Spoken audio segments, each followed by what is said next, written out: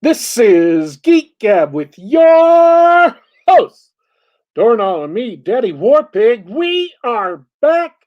Geek Gab for Saturday, September 28th, 2019. Um, man, I want to say thank you to everybody who tuned in today. It is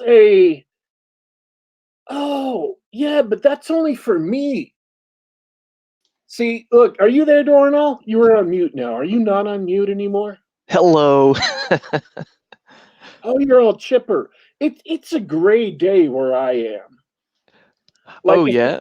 it's the kind of day that should either be drizzling or have like a light rain, only it's not. It's just overcast.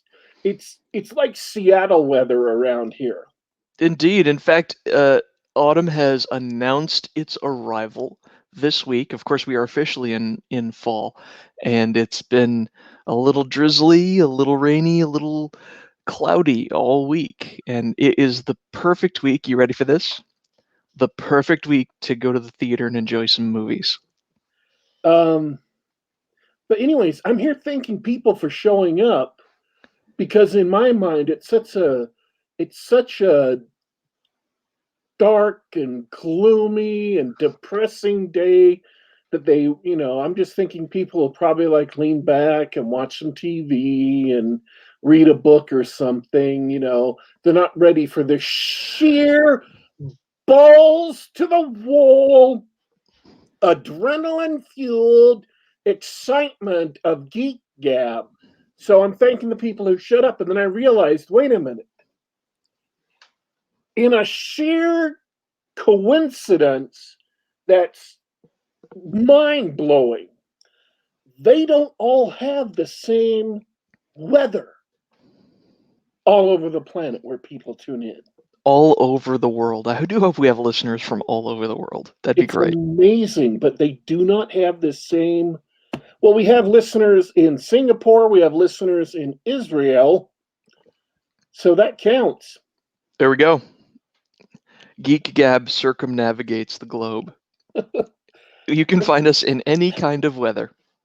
So you see my conundrum there. I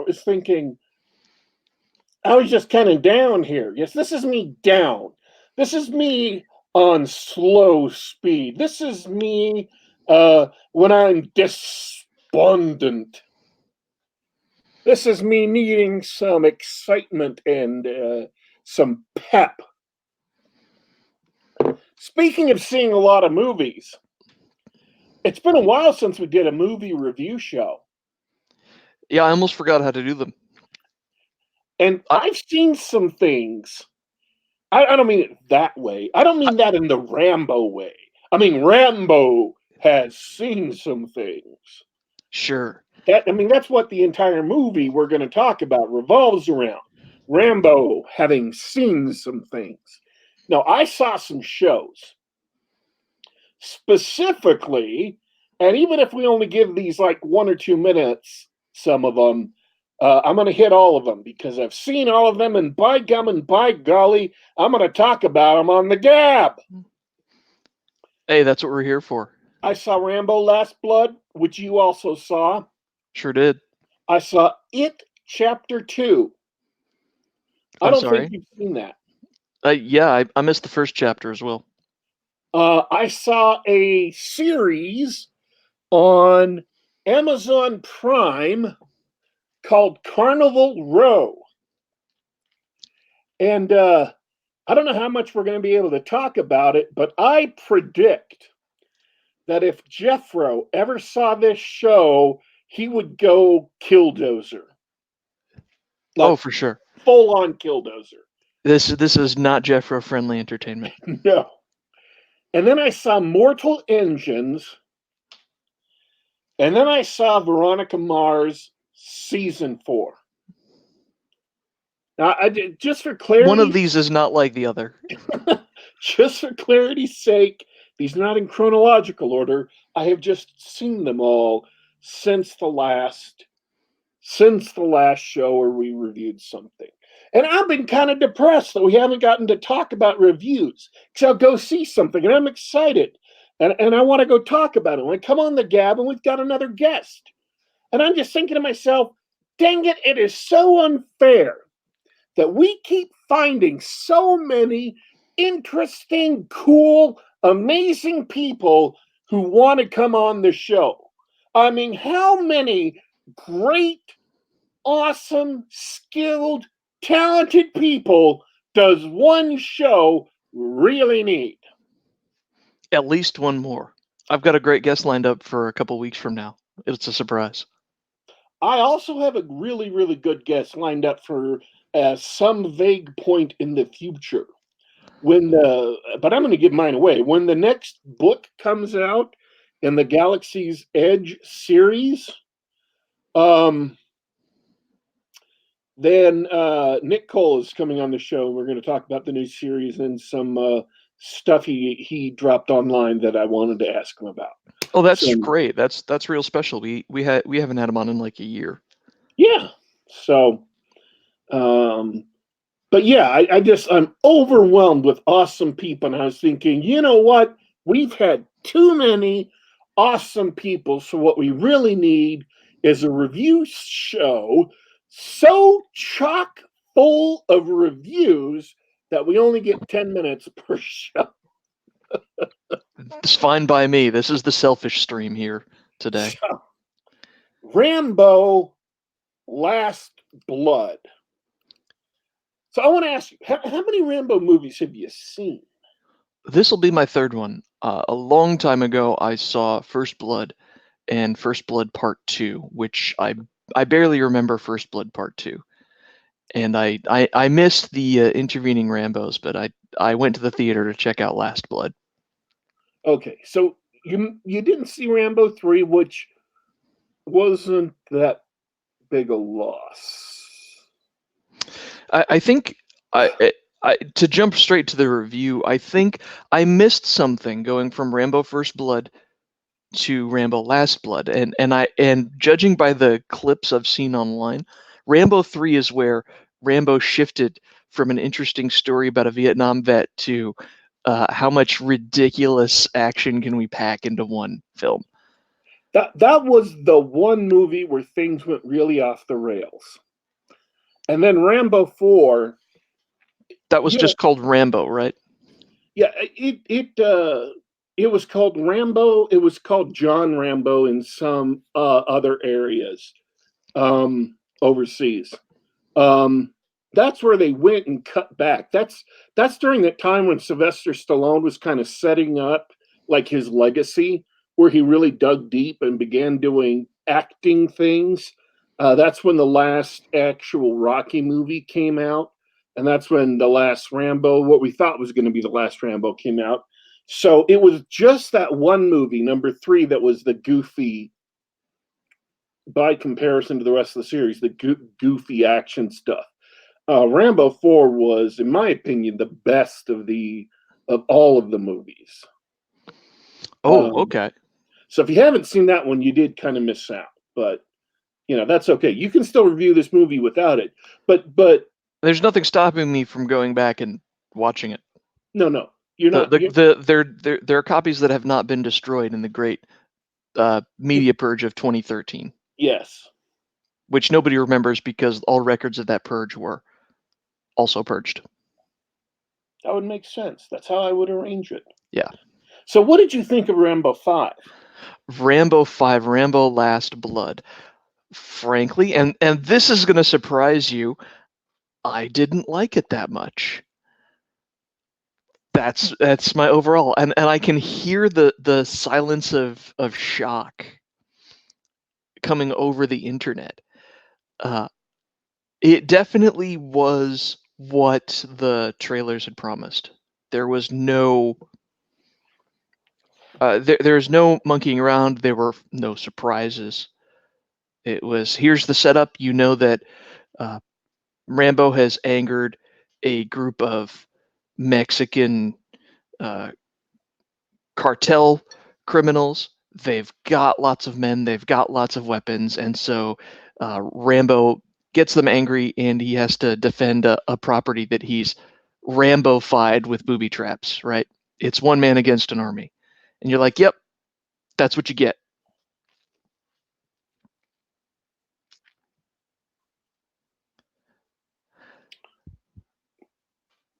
Are you still stunned?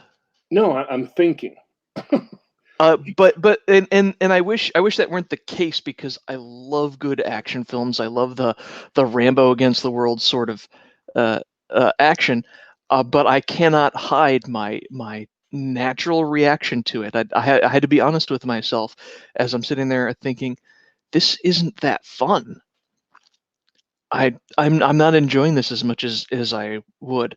I didn't enjoy it as much as I enjoyed John Wick 3, which was sort of pales in comparison to the first couple of John Wicks. I found Rambo Last Bud to be a bit of a letdown. Oh yeah.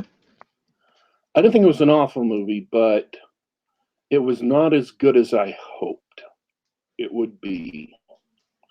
And I was comparing it to number 4, really. That's what I hoped it would be, as another one as number 4.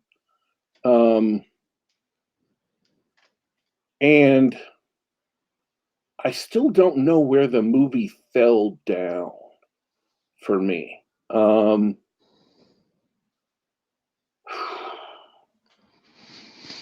No, what were your expectations going into it? Expectations.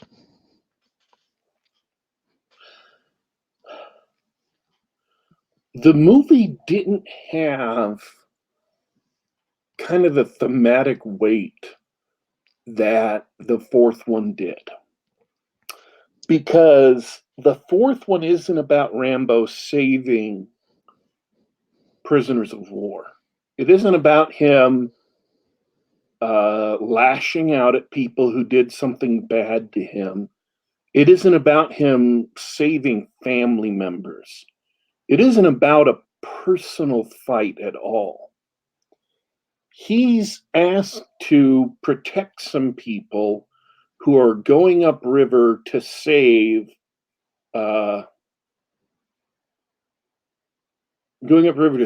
some refugees who are being brutalized by the government of this country. And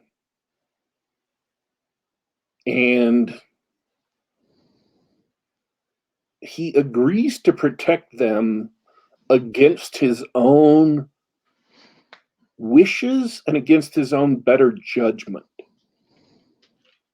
And then things go from there. So it's Rambo sacrificing for, it's a man without really hope. A man who's kind of ended up in a dead end in his life, where he's living in a place, and he's making a living, he's surviving, but he doesn't really have anything larger than him to live for. And he ends up finding something to invest in that's bigger than himself. It draws him out of himself. It draws him out of his life. He's no longer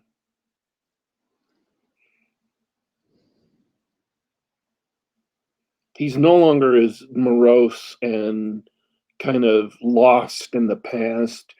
And he gets out of it. He does the good he can. And then at the end of it, he decides to go home, to spend time with his family. And it was hopeful. It concluded the 4-movie arc on this upbeat note where he still has these burdens he carries. He still has these demons he's dealing with, but he's taken steps to reconnect with his family, to reconnect with the farm he, grew up on. He's taken steps out of the darkness. And so not only was this movie did not have the thematic weight of heroic self-sacrifice, it's just a revenge story. Yeah, that's true. And I don't think they introduced these characters, the other characters in the film, in previous films. They just had to make up characters out of thin air to support the revenge story. And they didn't really introduce them well enough to make you buy into them well enough to support the revenge story. At least for me. No, I did. I mean, I didn't buy Rambo's emotional attachment to the girl in the story that he's getting revenge for. There's obviously the setup is that he pisses off a Mexican cartel. They're human traffickers, and they kidnap a young girl that he cares for. And I don't buy into his emotional attachment to this girl. It's not his daughter. It's not his granddaughter. He doesn't buy into the attachment. I don't buy into the attachment, but it's Rambo, right? I buy into the idea that sort of like Taken, right? As soon as the slave traders or the human traffickers crossed that line and kidnapped her, that he would do everything in his power to utterly destroy them and the organization, right? So I don't think it matters uh, in that sense. I don't think it matters that you don't buy into that connection, because the setup is good enough. You'd believe that Rambo would put all of his skills at disposal to absolutely make them pay for whatever they did. I guess I just feel like there's no hope for Rambo himself. Like he's backslid into the dark place he was in before, and it never goes any place good for him during the entire movie. If they were going to slide back into darkness, and that does happen, people who have managed to overcome some of their demons, they sometimes slide back. At least we could have had something happen where he, started coming out or whatever. There just wasn't enough hope. There wasn't enough thematic weight to kind of lift the material. Yeah, which I think is forgivable, because I don't know that we can beat this up anymore. I think that's totally forgivable if, after the setup is done, you really enjoy what happens. If you enjoy the action, if you enjoy the tension and the villains and everything like that. What did you think about the action in the film? What did you think about the sets and the choreography and the violence? They were okay. I mean, they weren't great, but yeah, they were Rambo-esque. I mean, he's not John Wick. He's not a ballet of violence. He's a brute. He always has been. And this is him being his brutal best. So,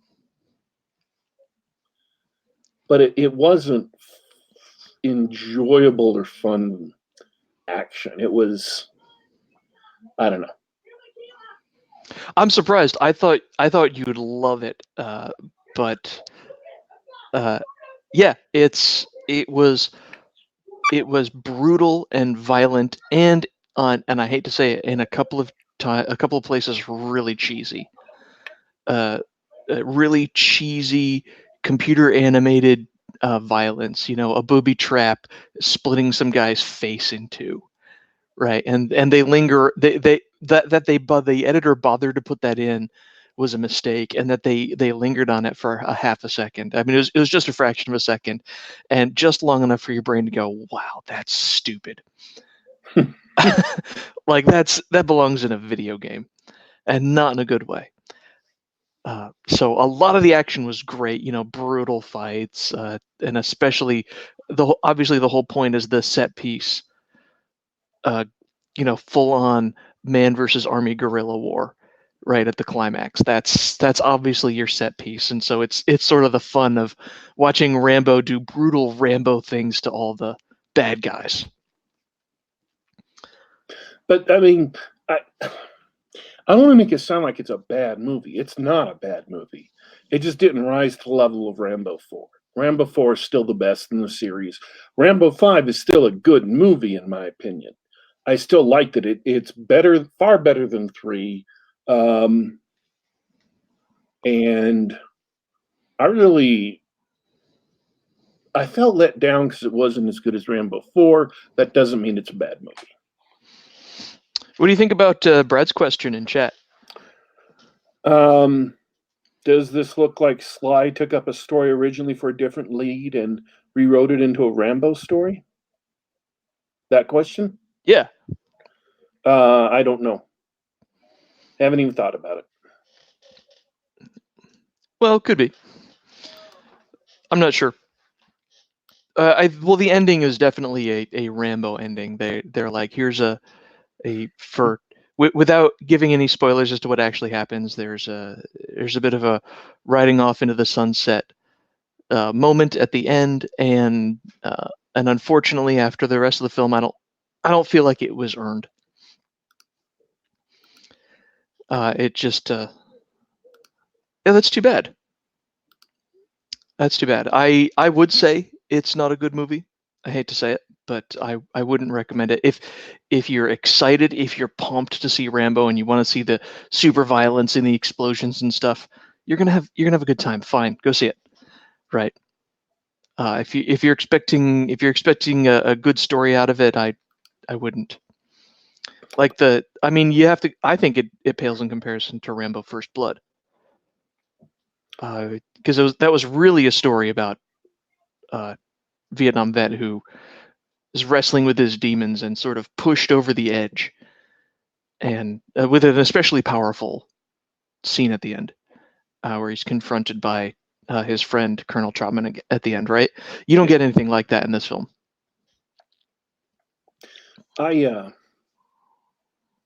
Okay, well, that's it. I'd recommend it. John has a little bit lower. Yeah. That's fine. That's why we have two of us. If we had the same opinions, it would be pointless. Absolutely. Absolutely. So, wait, which one of us is Siskel and which one of us is Ebert? I don't think it matters. Okay. I'm better than both of them, so. It's true. It's true. It Chapter 2. Oh, no. Go ahead. It Chapter 2 is nowhere near as good as It Chapter 1. And the main problem with it is they tried to make it into It Chapter 1. So It Chapter 1 was real popular. It had all the kids in it, right? Everybody loved the kids. So cute. And it was a really good movie. I really enjoyed it. Started off slow, got spooky, did a lot of great stuff. Well, the problem with It Chapter 2 is it was supposed to be focused on the adults, on the kids having grown up in their struggle with Pennywise. But instead, they made like more than half the movie be about the kids again. Because somebody, and you could tell that like large swaths of the script had been hacked away and something else grafted in their place that gave them the excuse to show the kids again. And then they took all the same kid actors who were 2 years older and digitally de-aged them, and then ran a bunch of scenes with the kids, about half the movie. And so a lot of these things that they actually set up never get followed through. So half the movie is with the adults, but all the subplots dealing with the adults, all the things you're supposed to care about, just get dropped. And it's the Dead Space 2 problem got hit as well. I said this on the show once before, talking about Dead Space 2. The very first thing that happens in Dead Space 2 is a guy literally rips his face off and tentacles comes out and he turns into a monster right in front of you. It completely is so absurdly over the top, so absolutely mind-bogglingly gorily over the top that it ruins the game because there's no suspense, there's no all the horror is gone. it's just blah. You know, you got to build up horror. You got to build up suspense. Even in a sequel, you don't give it all away in the first few seconds. You got to set it up again.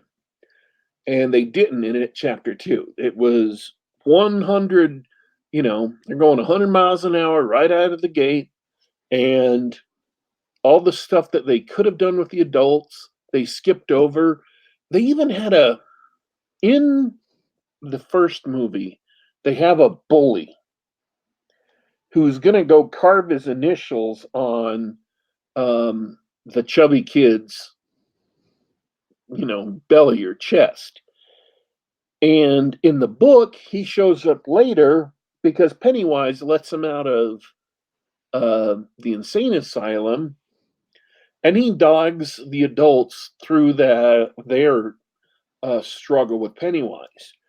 Well, in this movie, he's supposed to have some stuff going on, but he's there for a teeny tiny bit. Then they stab him and he drops dead in a parking lot, and then you never see him again the entire rest of the movie.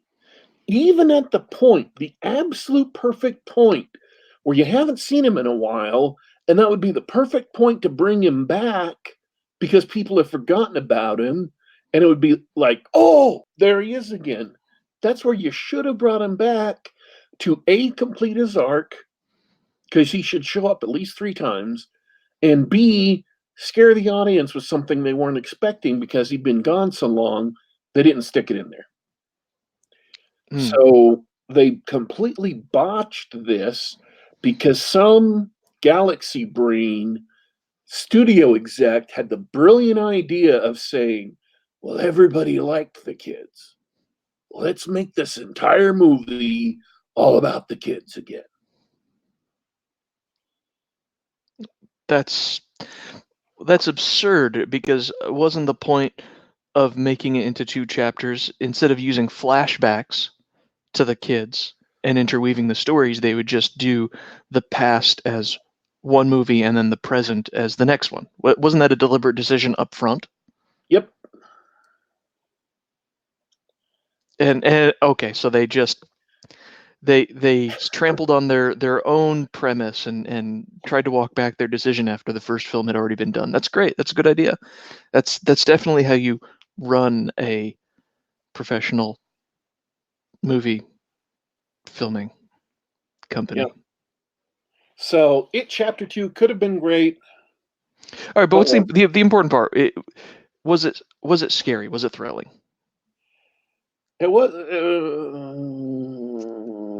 no. Well, there you go. It completely fails as a movie.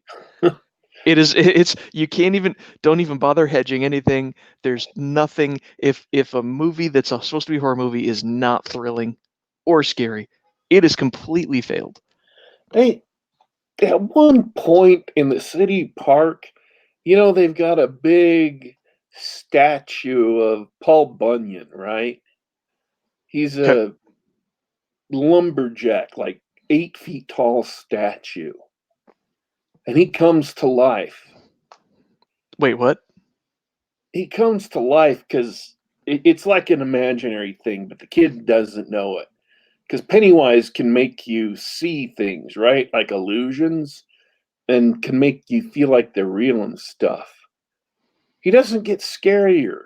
He's just this big, kind of friendly. It's like the Michelin Man coming to life. Sure. I mean, that works for Ghostbusters, right? When the Stay Puft Marshmallow Man comes to life, because Ghostbusters was comedy horror. Yeah, that was the punchline to the joke. Yeah. But it doesn't work for it. And it was basically the same thing. They had the Stay Puft Marshmallow Man attacking the kid, and it was supposed to be scary. And Yeah. there were some unnerving moments in there. There were some tense moments, but it never there were some creepy moments, but it never rose to the level of scary. So, And since it wasn't meant to be a comedy, it has absolutely failed as a film.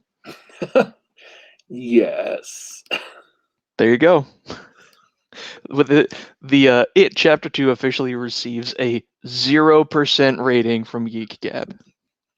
It's just horror and comedy.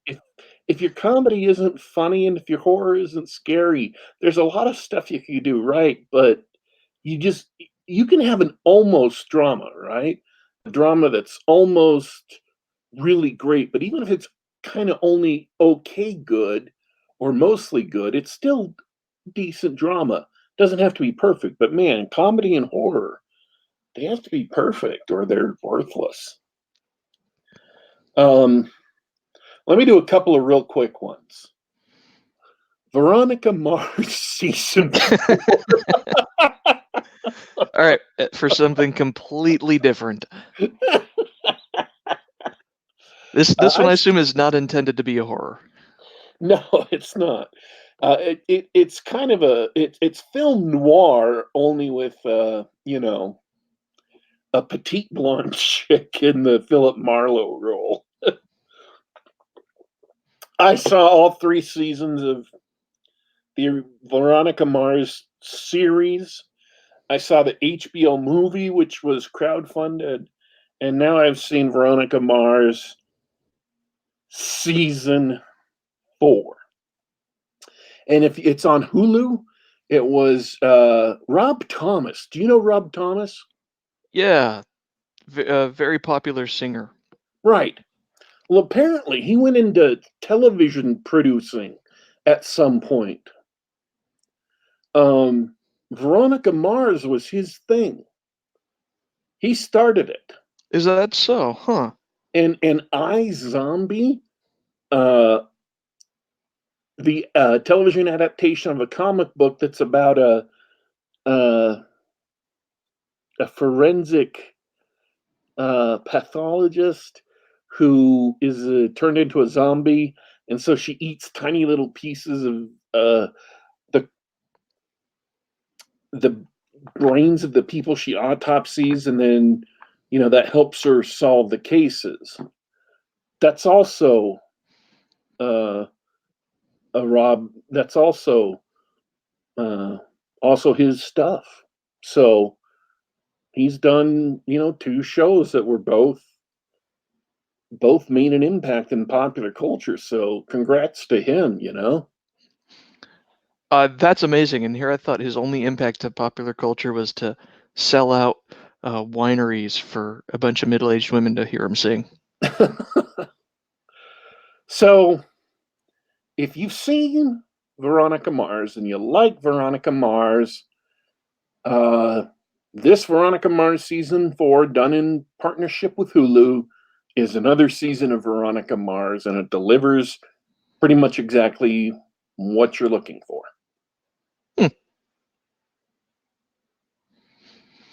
It was Veronica Marsy. All right. What else am I supposed to say? She's a detective. She detects. There's mysteries. People got murdered, and she has to find out who and why. And That's funny because I've never actually seen Veronica Mars. Is that the gist of the show? Is just she's just Nancy Drew? she's a private detective.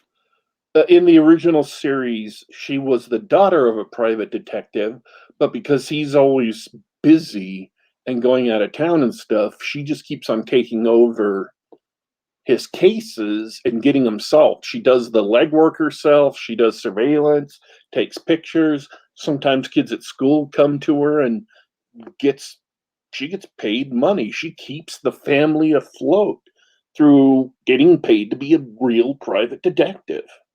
That's the show. So, yeah. All right, sounds good. If uh if you saw Veronica Mars and you like Veronica Mars, this is another season of Veronica Mars. I don't know what else to tell you. You've said enough. Yeah. That was the point. This is supposed to be a short thing. It's not supposed to be a long war pig rant on the subject of Veronica Mars. Would you like to do that? We should. No. We can set aside a special event. We'll set aside a special event. Daddy Warpig rants. Veronica Mars. I think I would rather watch some other show that people would never expect that I would watch just to do a rant on that. Ah, very Uh, good. Daddy Warpig rants. Glorious ladies of wrestling. it's oh man, Is it glorious or glamorous? I think it's glamorous. gorgeous. I think it's gorgeous. Is it? It's G. Any G word will substitute nicely. All right, Mortal Engines. I don't know what the name is supposed to mean. Maybe it has some kind of deeper meaning if you read the books. Whatever, I don't care. It's a series about a world where there was an apocalypse and some things happened and the world got all messed up because the plate tectonics got messed up. And so everybody lives now in mobile cities that travel along the ground on giant treads, like massive tanks. To where, like, if you've ever seen an actual tank drive along the ground, you know how they leave divots on the ground? Yeah. The depth of those divots is taller than a man. You could drop a literal human being into those divots, and it's like twice the height of a man. That's how big these cities are. Wow. And so obviously, it's steampunky, and it's obviously impossible tech, weird science technology. So I had never seen this movie before. I kind of wanted to see it. It was produced by Peter Jackson, did not do very well in the theaters. And the critics savaged it, but that didn't mean it was necessarily bad because critics are worthless nowadays. But all of the internet people I see or I typically watched pretty much savaged it too. Like CinemaSins and Red Letter Media and all the guys, all the usuals, they savaged it too. So I thought, wow, this is really awful. It must be really awful. So an opportunity to watch it for free, legitimately for free, um, without any yo ho ho and a bottle of rum. Legitimately watch it. Came up, and so I said, okay, yeah, and I watched it, and to my surprise, it was not as bad as everybody said. It was an okay movie. It was kind of entertaining. I What made it entertaining? What was good about it? um the characters were all right. They're not great, but they were all right. I didn't hate them. They weren't obnoxious to be around.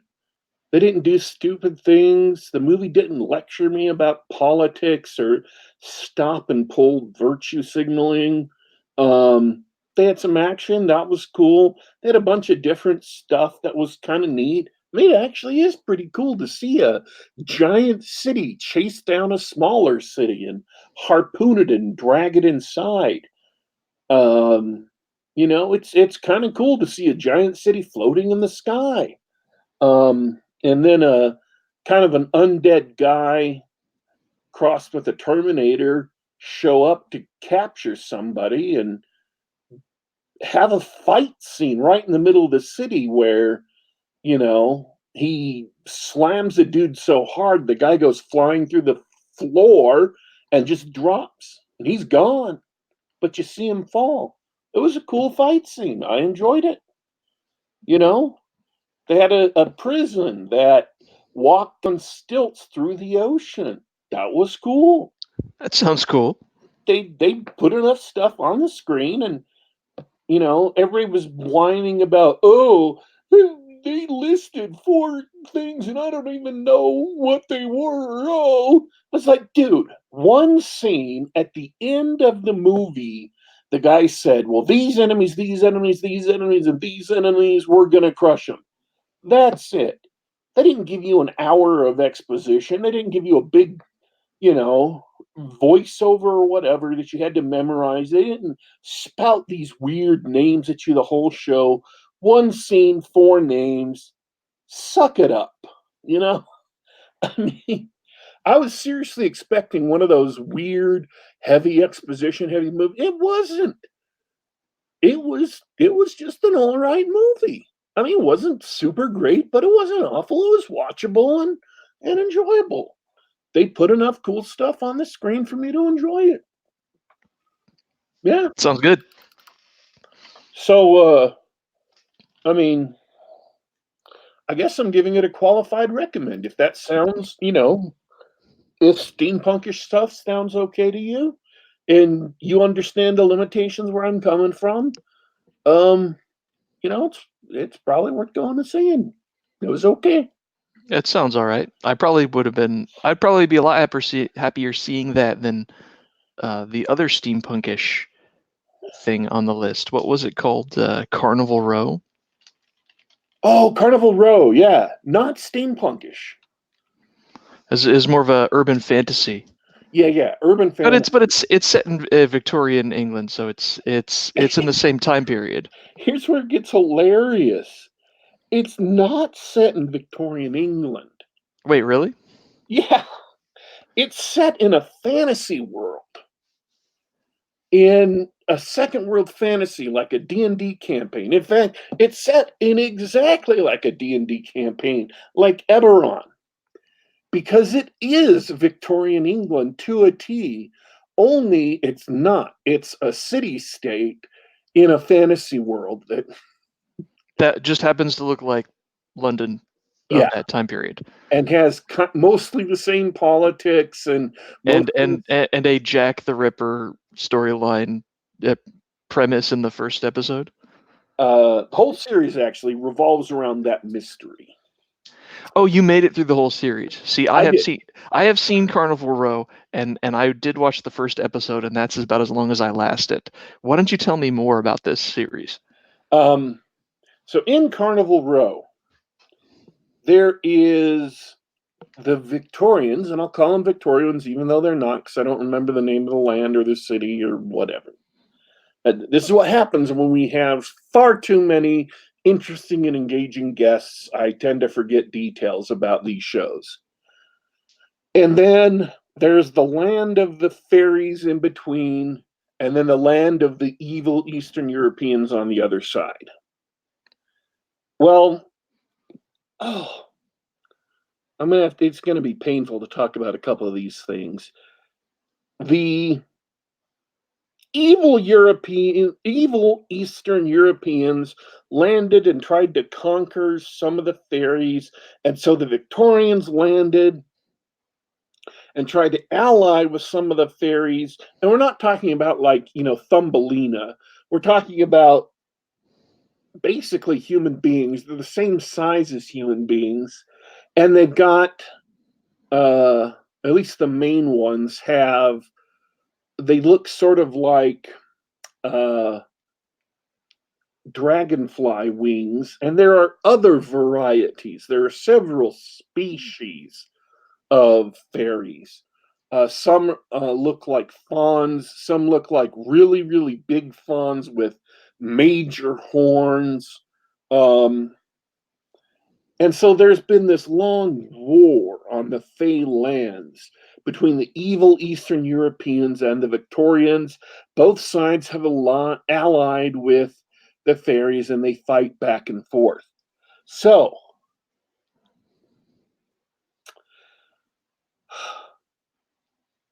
there's just a moment that I dread that's coming up, and I'm going to put it off for just a second. Okay. Um, So yeah, and I saw the first episode. There were two main types of fairies. There was they were just full size Tinkerbells, right? With like you right. said, the dragonfly wings. They're all female. They're all tiny, skinny people. It's just a whole race of Tinkerbells. And then there's others that look like fawns, or they've got big horns, or something like that. And some of them are Right. very tall. Um, I'm pretty sure they only had female ones in the first episode, but I'm pretty sure there actually are males. There are males with those wings because we do see them later. If we do, we see them later. After the first episode, I was given the impression that there were only females with the wings. Because some of them have formed a street gang, and we see a couple of them in the street gang. Aha. Aha. Well, there. I was wondering if I was wondering if they had decided that no, it's just all females. It's just nothing but Tinkerbells. Which might But have at least been interesting. yeah, it might have been interesting, and especially with some of the stuff some of the themes that they go over in that first episode. I just had assumed that that was the case. The Victorians got their butts kicked. They got their butts kicked up and down the fairy continent, and they got their butts kicked out. And so the Eastern European bad guys, the evil Eastern Europeans, took over. And so a bunch of the fairies became refugees in Victoria, not Victoria. And they took over a street called dun, da, da, da, Carnival Row. Oh, it's the name of the show. I get it. Right. And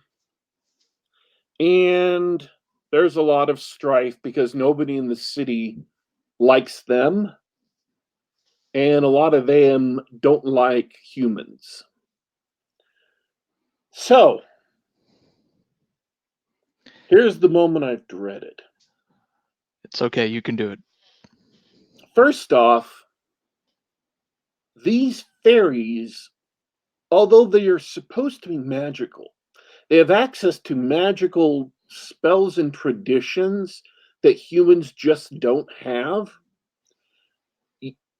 Really, other than their wings and flying, and some spells used by somebody later in the show, you never, ever, ever see even the slightest hint of the fantastical, the magical, the mystical, the whimsical, the wondrous at all, ever. There is nothing romantic or anything about it. People have railed about Gygaxian naturalism, which means that, if we go back to Paul Anderson's Three Hearts and Three Lions, the Fae were they weren't from our world. They weren't a natural part of our world. They dwelled in another world.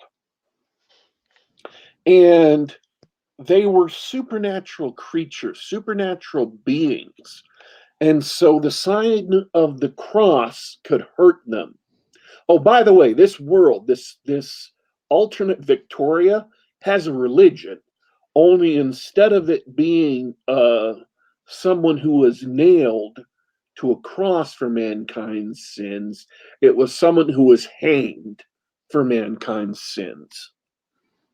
So, whereas people wear crucifixes or crosses in our world, in this world, this fantasy world in Carnival Row, they wear nooses around their necks. Ooh, clever. Because it's not Victoria. Sorry. I should have thought it was. Well, it is. It is. I mean, here's the thing. You've already sort of touched on the points that they're obvious allegories. This is obviously England. Yes. These Fae are obviously refugees from other parts of the world, and the reason why you don't see anything magical or fantastic is because the writers are completely incompetent, and they're too steeped in the allegory to even bother with that stuff, because everybody knows that they're just Pakis, or they're just Syrians, or whatever, right? They really, really, really make that explicit in the first couple of episodes that like these are refugees and this is really all about Trump and a wall and Syria. And then they start talking about imperialism and racism and like in those terms, like Oh yeah. modern social justice terms, those words get thrown around. And I don't think cultural appropriation itself was thrown in, but it might as well have because I know the concept was. It's yeah. I can't believe you made it through the whole series. um, so here's why Jeffro would go all killdozer because this is he already dislikes the Gygaxian naturalism, where you take these superhuman beings, these supernatural beings that are not part of the real world, that are part of fairyland, that are part of this otherworldly place that human beings are not meant to trod. That it's in fact dangerous for humans to go, not just physically dangerous, and not even primarily physically dangerous, it's dangerous for your soul. They will mislead you, they will seduce you, they will use their glamours to um, get you to give up your soul, and it's hazardous. Only by clinging to your faith as a Christian can you get through. Um, oh, by the way, Mixed GM asks, the religion is evil, right? No, the um, the pseudo Christian religion actually isn't evil. The few adherents that are shown in the show are really sincere people. They're very kind and people, and they genuinely serve others. The most devout person who shows up in the show is he works in an orphanage. He takes care of orphan boys. So there that didn't get make it into the show. I don't know. Maybe it'll make it into season two. Um, but so that's what they're supposed to be, right? They're supposed to be these supernatural beings. And then there's Gygaxian naturalism, where orcs are a species. They're just like deer. They're just like um, Neanderthal man. They're just like any natural species that could ever have existed. Same for kind of elves. Elves are a little bit mystical. They have some innate magic. They have some special rules that apply to them, but they're born, they live, they die. They have cities, things like that. But this is beyond naturalism. It is uh, it is subnaturalism, if I could say that. If Paul Anderson is supernatural and Gary Gygax was natural, then these fairy beings are subnatural. The it is profaning fairyland and not just reducing it to a natural place, and not just another country that gets just conquered, but it's in a crap sack world where everything is sickening and dark and disgusting and vile. There is no hope in this world. There is nothing. The one person in this world who is good and decent and virtuous and selfless is the lady you suck killed in the first episode. Hmm. Yeah, and So that brings me to one of my main complaints was that uh, there was nothing enjoyable or likable about any of the characters at all. I mean, I did I interrupt your rant there? No, that Okay. doesn't really change. It's I think it's my turn to rant because I hated this show so much that I'm glad we got the chance to talk about it this episode. Uh, I hated almost every moment of the first episode. It opens up with a violent action scene that's supposed to evoke a Saving Private Ryan style. Oh, brutality! This is a dark and dangerous world with hilariously inept headshots made by evil East Europeans standing and running.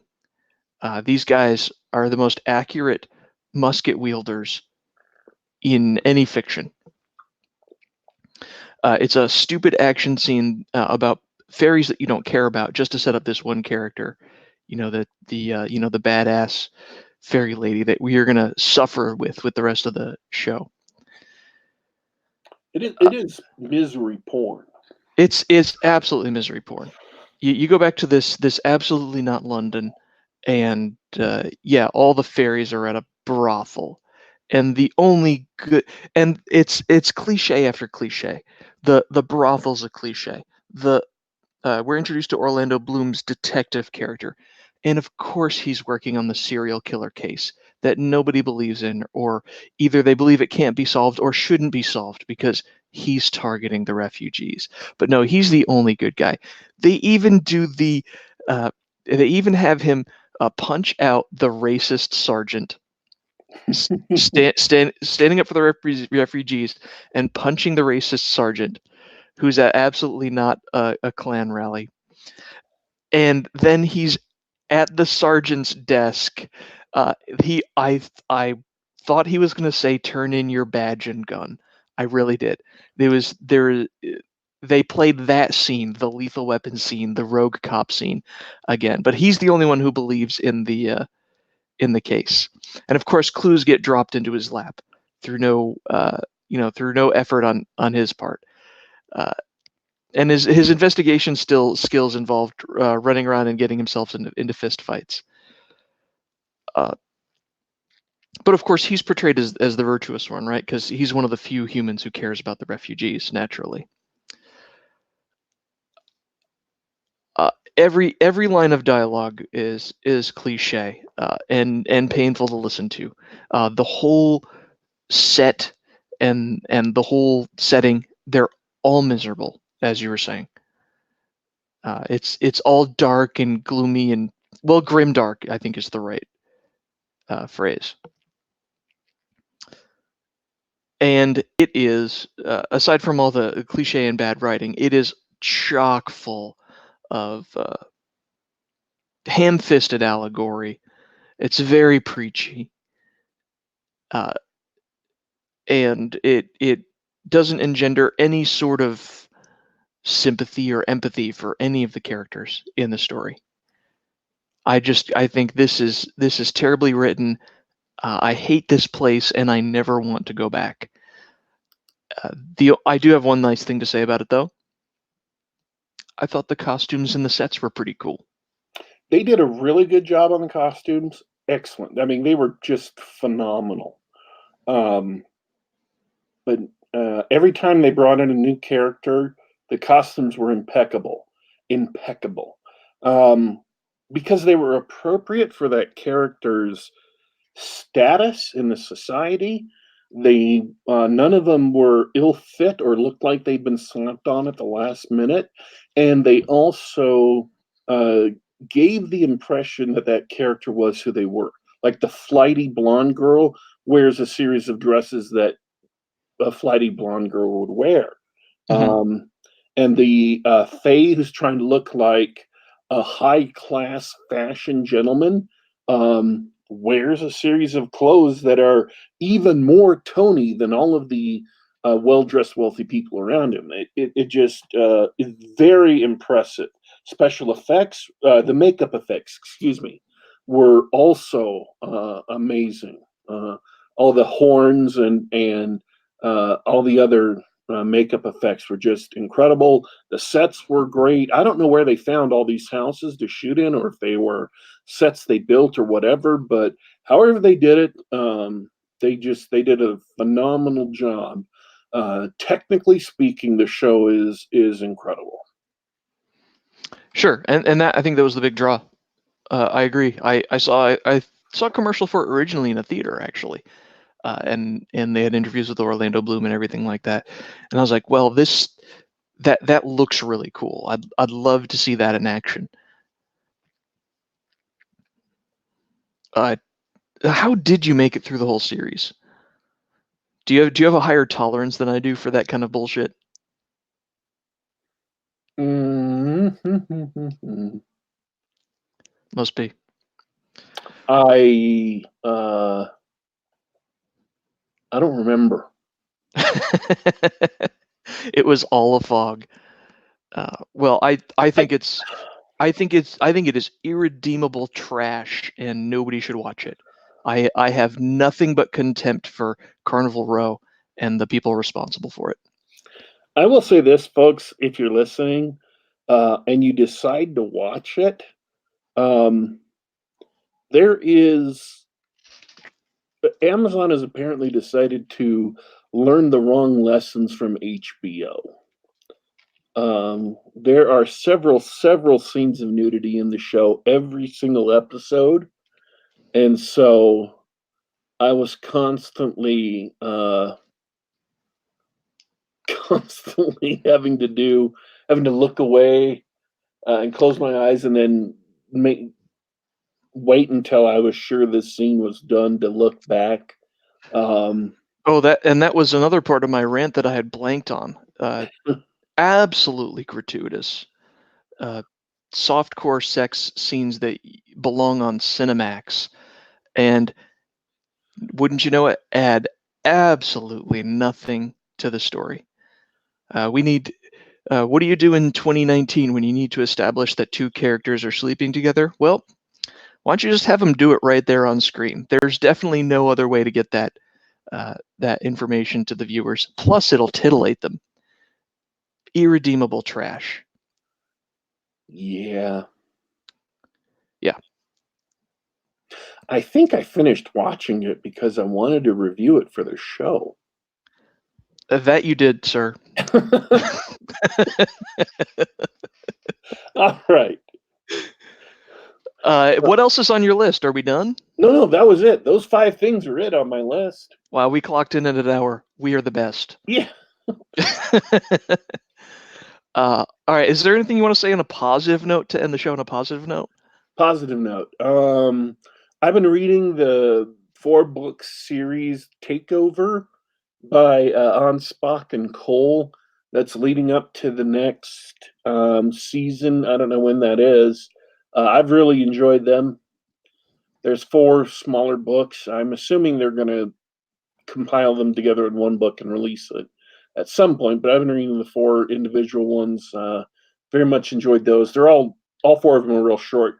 They're only $2 a piece. So, Well, all right. I've got, and we'll be talking to Nick Cole again soon in a couple of weeks. Big surprise on my end. I'm working on our friend Hardy LaBelle. Going to come back and talk to us about his books and more war stories from the video game industry. We'll get him on the next couple of weeks.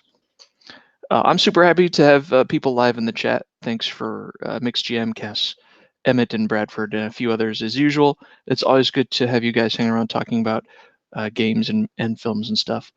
So I definitely appreciate you. I want you to. I want to see you try and pronounce that other dude's name. That other dude's name? Yeah, the one in the green. I can't read hexadecimal like that. Yeah, 97B55. Yeah, sure. I wonder what that is. I don't recognize it as a particular color or anything. Yeah, I'll probably be disappointed. I likewise want to thank everybody for tuning into the show, listening live. I also want to thank everybody who tunes into the show later. We hope you enjoyed us reviewing everything under the sun, including a show that I bet nobody thought I would ever review.